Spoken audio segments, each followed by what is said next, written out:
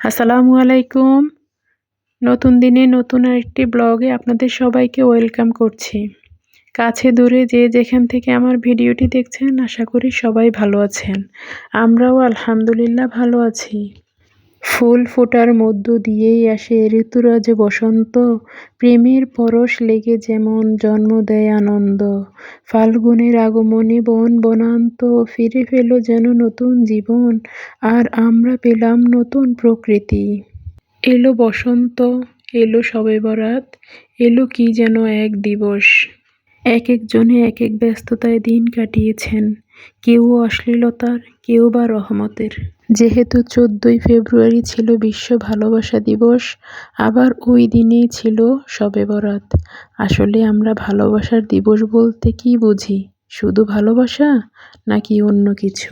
আপনাদের সাথে কথা বলতে বলতে আমি টেবিলের কাভারটা খুলে নিয়েছি, চেয়ারের কাভার খুলে নিয়েছি, তারপর টেবিলটা আমি গ্লাস ক্লিনার দিয়ে পরিষ্কার করে নিয়েছি। এখন টেবিলটাকে একটু নতুন করে লুক দিয়েছি। অবশ্যই কমেন্ট করে জানাবেন কেমন হয়েছে। বেশ কয়েকদিন আগে থেকেই ভাবছিলাম যে টেবিলটা একটু পরিষ্কার করব, তো আজ করে নিলাম। আজ আমার বোন আছে বাসায়, এজন্য ও সহ অন্যান্য কাজগুলো করে নেব। এই যে টেবিলের এক কোণায় দেখতে পাচ্ছেন একটা হটপট, এই হটপটটা আমি ইচ্ছা করে এখানে রেখে দেই। জানেন কেন? আমি তো আগেও বলেছি আমার 2 ছেলে হোস্টেলে থাকে। ওরা 3 টাইম বাসার থেকেই খাবার খায় আর পড়াশোনা ওখানে করে। রাতের ঘুমটাও ওখানে যায়। টোটাল কথা হলো ওরা ফুল টাইম পড়াশোনা মাদ্রাসায় করে, কিন্তু খাবারটা বাসায় খায়। তো সবসময় হটপটের মধ্যে এসে ঢাকনাটা খুলে দেখে যে আসলে আম্মু কী রেখেছে। তো আমার এই জিনিসটা আসলে খুব আনন্দ পাই। তো আমিও চেষ্টা করি কিছু না কিছু রেখে দেওয়ার জন্য, ওরা যেন এসে ঢাকনাটা খুলে একটু খেতে পারে। আসলে দুপুরে আসলে দুপুরের ভাতটাই খাবে, তারপরেও কিন্তু ঢাকনাটা খুলে দেখে যে আম্মু কী রেখেছে। তো আপনাদের সাথে কথা বলতে বলতে টুকিটাকি কাজ সেরে নিচ্ছি, আর আপনাদের সাথেও একটা জিনিস চেয়ে নিচ্ছি। আমার ভিডিওর যদি কোনো অংশ আপনাদের ভালো লেগে থাকে প্লিজ একটি লাইক করে দিবেন। আপনাদের একটি লাইকই আমার ভিডিওটা আপনাদের মতো অনেক আপু ভাইয়াদের কাছে পৌঁছাতে সাহায্য করবে। আর যারা আমার ভিডিওটি প্রথম দেখছেন অথবা আমার চ্যানেলটি এখনও সাবস্ক্রাইব করেননি, আশা করি সাবস্ক্রাইব করে পাশে থাকা বেল বাটনের অল অপশনটি সিলেক্ট করে রাখবেন। এতে করে আমার ভিডিও ছাড়া মাত্রই নোটিফিকেশন আকারে আপনাদের কাছে চলে যাবে, আর আপনারা সবার আগে দেখে নিতে পারবেন। আপনাদের এই হাবাগোবা আপুটাকে সাপোর্ট করবেন প্লিজ। ওদিক দিয়ে আমি চেয়ারের কাভারগুলো আর ডিভানের যেই কাভার আছে সেগুলো খুলে আমি ভিজিয়ে রেখেছি। এই যে দেখতে পাচ্ছেন ছোট্ট একটা মানি প্ল্যান্ট, এই মানি প্ল্যান্টটা আমি কিসে রেখেছি জানেন? আমার আম্মার ইনসুলিনের একটা ছোট কাঁচের জার। তো মাঝে মাঝে আমি ভাবি যে এটার মধ্যে কিভাবে এই মানি প্ল্যান্টটা বেঁচে আছে। তো নিজে নিজে আবার ভাবি হয়তোবা আমার ভালোবাসায় এটা বেঁচে আছে। তো সকালে নাস্তা খাওয়ার পরে যেই ধোয়ার প্লেট বাটি ছিল সেগুলো নির্দিষ্ট স্থানে রেখে দিয়েছি, আর আমি রান্নার প্রস্তুতি নিয়ে নিয়েছি। তো আজ তেমন কিছু রান্না করব না, বেগুন ভাজি করব, সিম দিয়ে মাছ দিয়ে রান্না করছি, আর ডাল রান্না করছি।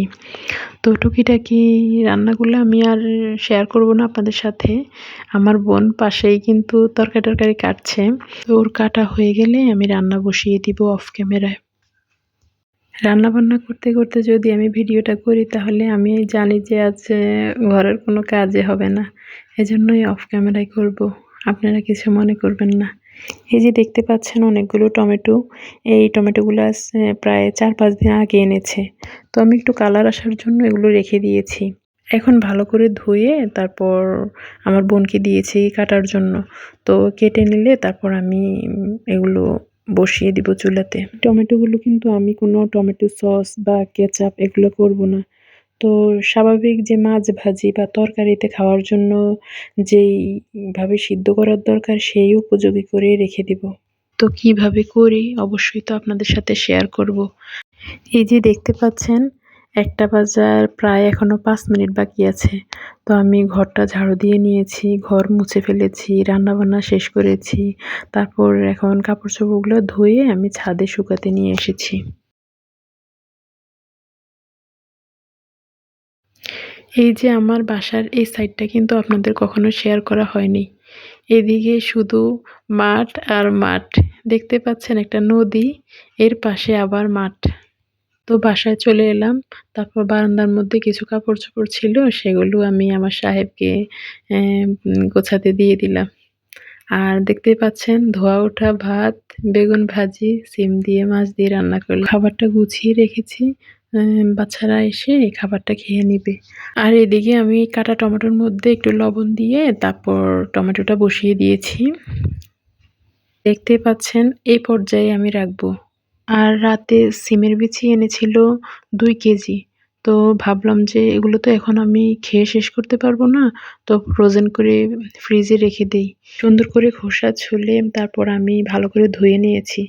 তো গরম পানির মধ্যে ১ চিমটি হলুদ দিয়ে তারপর আমি সিমের বিচিগুলো দিয়ে দিয়েছি। কিছুক্ষণ নেড়ে-চেড়ে তারপর আমি একটা ঝাঁকাতে ঢেলে নেব। এটাতে কিন্তু একটা বলকও দেওয়া যাবে না। যেহেতু সিমের বিচিটা সিদ্ধ হতে খুব কম সময় লাগে। এইভাবে যদি সিমের বিছি আমরা হালকা সিদ্ধ করে রেখে দেই তাহলে কিন্তু আপনি চাইলে কিন্তু পুরো বছরই খেতে পারবেন। এক্ষেত্রে করণীয় হলো যে সিমের বিচিটা আমরা এভাবে ফ্রোজেন করে রাখছি। তো তরকারিটা যখন বসাবো তখন সম্পূর্ণ মসলা কষিয়ে তারপর সিমের বিচিটা দিয়ে দিব। তা না হলে যদি আগে থেকে সিমের বিচিটা নামিয়ে তারপর রেখে দেন তাহলে কিন্তু দেখবেন সিমের বিচিটা একদম নরম লেতা-বেতা হয়ে যাবে। সেক্ষেত্রে সিদ্ধ হতেও কিন্তু অনেক সময় লাগবে আর খেতেও কিন্তু তেমন ভালো লাগবে না। তো এদিকে ছোট একটা মিনি ফ্যান ছেড়ে দিলাম। এতে করে সিমের বিচির যে এক্সট্রা পানি থাকবে সেটা কিন্তু শুকিয়ে যাবে। আর সিদ্ধ হওয়া টমেটোটা আমি এভাবে বড় একটা বক্সে রেখে দিচ্ছি কারণ আমার কাছে আজ ছোট, ছোট পলিথিনও নাই আর বক্সও নেই। তো কোনো একটা সময় সুযোগ করে তারপরে এটাকে আমি কেটে তারপর আলাদা, আলাদা বক্সেও রাখতে পারবো বা আলাদা পলিথিনেও রাখতে পারবো। এভাবে টমেটোটা যদি আপনি রেখে দেন তাহলে কিন্তু বিশ্বাস করেন একদম অথেন্টিক স্বাদ লাগে। আমার কাছে তো আজকে প্রায় ৮-১০ বছর ধরে এই নিয়মে আমি টমেটো ফ্রোজেন করে রেখে দেই। এই যে দেখতে পাচ্ছেন মরিচ, এটা কিন্তু আজকে ২ দিন আগে আমি এভাবে ফ্রিজে রেখে দিয়েছি। মরিচটা আমি সুন্দর করে ভালো করে ধুয়ে তারপর একদম পানিটা শুকিয়ে নিয়েছি। তারপর ডিপ ফ্রিজে রেখে দিয়েছি। এই পর্যায়ে আমি একটা পলিথিন ব্যাগের মধ্যে এখন রেখে দিব। যেহেতু আমার বলছে বক্স নেই, তো এই পর্যায়ে রেখে দেব।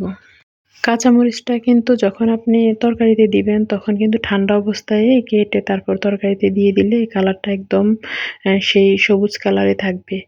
আর যদি আগে থেকে নামিয়ে রাখেন তাহলে কিন্তু কালারটা একদম কালচা কালার হয়ে যাবে। দেখতেও ভালো লাগবে না। তো এদিকে আমার সিমের বিচিগুলো একদম পানি শুকিয়ে গিয়েছে।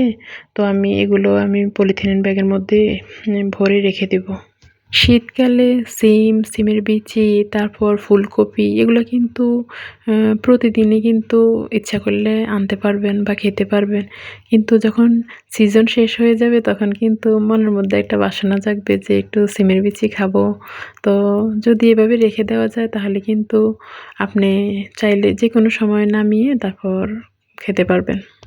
তো দেখতে পাচ্ছেন বড় ফ্রিজ থেকে কিন্তু সব পট, বক্স যা আছে সব কিন্তু ডিপ ফ্রিজে আজকে এখন রেখে দিচ্ছি। বড় ফ্রিজটা কিন্তু আমি সুন্দরভাবে ক্লিন করে নেব। বড় ফ্রিজটাতে আমার যে বাজে অবস্থা আপনারা দেখলে কি বলবেন যে, "আপু এত নোংরা, এত অপরিষ্কার?" আসলে ব্যাপারটা তা না। তো ওই যে ভাবিয়া করিও কাজ করিয়া ভাবিও না। তখন কিন্তু যখন ফ্রিজ কিনেছিলাম তখন কিন্তু কোম্পানি বুঝিনি বা ভালো খারাপ বুঝিনি। আজ এখন পস্তাতে হচ্ছে যে আসলে কয়েকটা বক্স বা কিছু রেখে দিলে পুরা ফ্রিজ বরফে একদম দেখতে পাচ্ছেন। আপনাদের নিজের চোখে দেখেন। এই জায়গার মধ্যে আমি কি রাখবো? আমার যখন আপনাদেরকে এই ভিডিও করে কিছুটা ক্যাপচার করেছি তখন আমার এত হাসি পেয়েছে যে আমার আপুরা দেখলে কি বলবে? ফ্রিজটা জানি কত বছর পরিষ্কার করে না। আসলে পরিষ্কার করেছি সর্বোচ্চ ৪-৫ মাস হয়েছে। তো এখন আবার এই দেখতে পাচ্ছেন অফ ক্যামেরায় সুন্দরভাবে আমি আর আমার বোনসহ পরিষ্কার করে নিয়েছি। আপনাদের সাথে কথা বলতে, বলতে আমি ঘরের সব কাজ সেরে নিয়েছি। তো আজ বিদায়ের বেলা। সবাই ভালো থাকবেন। আল্লাহ হাফেজ।